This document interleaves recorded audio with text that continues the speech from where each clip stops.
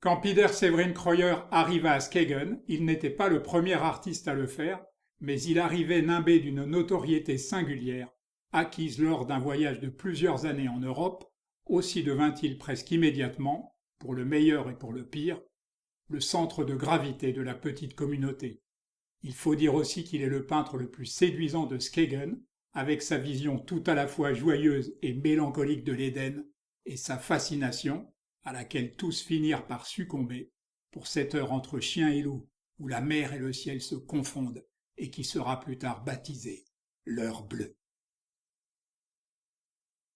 Pour comprendre pleinement l'art de Peder Severin Krøyer, il est fondamental de savoir qu'il fit son premier voyage à Paris en 1877, soit 3 ans très exactement après la première grande exposition impressionniste dans l'atelier du photographe Nadar. À voir le nombre de levées et couchers de soleil qui illuminent son œuvre, on imagine aisément le choc ressenti devant Impression Soleil Levant de Claude Monet.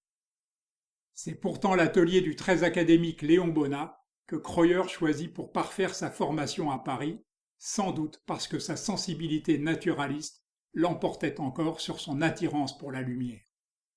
Les peintres scandinaves de sa génération étaient en effet influencés par l'œuvre de Zola, et Severin Krøyer à cette époque peignait prioritairement, où qu'il aille, une population laborieuse en activité.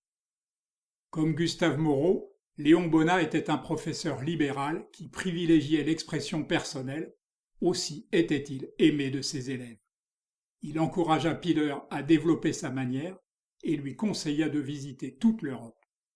C'est aussi à Paris que Krøyer fit la connaissance de Marie Tripke, qui devait devenir son modèle favori puis son épouse, et dont la beauté lumineuse fera tourner bien des têtes à Skegen. Elle-même peintre de talent, elle s'effacera malheureusement devant celui de son mari, le jugeant largement supérieur au sien. On ne peut que le regretter à la vue de cette simple étude, exécutée d'un pinceau libre et puissant. Peder Severin Krøyer était né dans la ville portuaire de Stavanger, au sud-ouest de la Norvège. Aussi peut-on envisager son établissement à Skegen comme une sorte de retour aux sources. Après avoir visité les colonies d'artistes de Saint-Malo, de Pont-Aven et Concarneau, après avoir séjourné en Espagne et en Italie, Severin Krøyer entama une remontée progressive vers la Scandinavie, Hornbæk tout d'abord, puis Skegen, où il prit l'habitude de retourner chaque été avant de s'y installer. J'ai la nostalgie, avait-il écrit au peintre Viggo Johansen, d'une plage plate et de longues lignes d'horizon. Village de pêcheurs isolé sur une bande de sable tout au nord du Jutland, Skegen avait très tôt attiré, par son authenticité mais aussi par sa sauvagerie, un certain nombre d'artistes nordiques.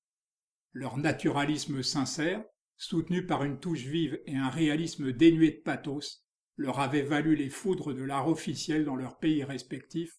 Aussi la position extrême de Skegen était-elle adaptée à la rupture. Severin Krøyer va y faire peu à peu évoluer sa manière. Du naturalisme puissant de ses débuts, inspiré par Zola et voué aux classes laborieuses, il va lentement dériver vers un intimisme impressionniste d'une grande séduction, célébrant l'élégance des rencontres entre artistes dans la luxuriance des jardins et la douceur des soirées bleutées sur les plages, en renonçant à toute velléité de combat politique.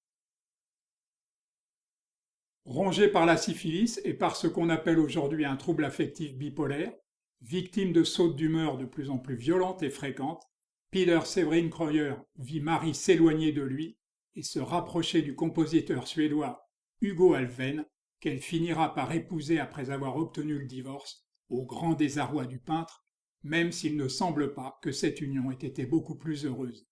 Traité au mercure, universel panacée de cette époque épique, Krøyer perdit l'usage de son œil gauche. L'acuité de mon œil sain eut-il la force de plaisanter, et bien meilleure depuis la perte de mon autre œil.